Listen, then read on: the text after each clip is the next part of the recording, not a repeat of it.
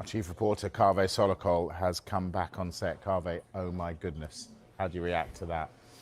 Well, look, the first thing you should say is that referees are human beings. They were working there in a very highly pressurised environment and they made a mistake. And it was a big mistake, and the eyes of the world were on them, and now they are paying the consequences.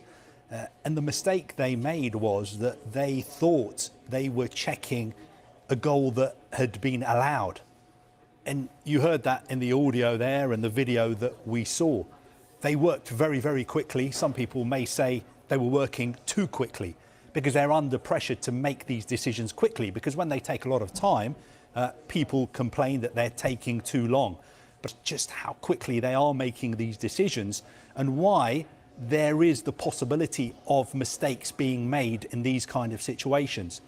I think one thing that will be worrying for supporters who listen and watch video is the fact that the video operator was the person who seemed to be aware of what was going on before anybody else. And he was the one who was saying, look, it's telling us to delay the game, which I think he means that we need to stop the game. Breaking the laws of football. If you stick to the letter... They wouldn't have had all this, would they? If you stick to the letter of the law as laid down by the IFAB, who make the laws of the game, and the VAR protocols, once the game has restarted, you can't go back and stop the game and change the decision. Now, a lot of people are arguing today that that is exactly what they should have done. And I'm sure a lot of people will agree with you as well. This could have all been cleared up if they'd done that. And I don't think FIFA or IFAB would have thrown the book at them if that is what they had, the letter of the law. As you heard the VAR, Darren England saying there, we can't do anything. We can't do anything. We can't do anything. Of course, with the benefit of hindsight, they could have done something, but it would have involved breaking the laws of the game.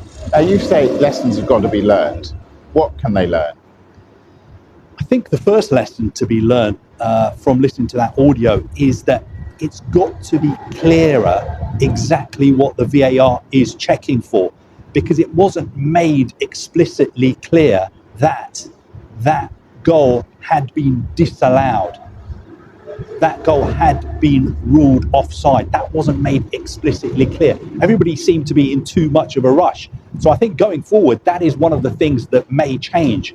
Protocol may be introduced to make it absolutely clear to the VAR, even if it needs repeating a few times so people get annoyed about the fact that, oh, look, it's obvious, why do you need to keep saying this? But just to make sure that this mistake isn't made again in the future, it needs to be crystal clear what the VAR is checking for.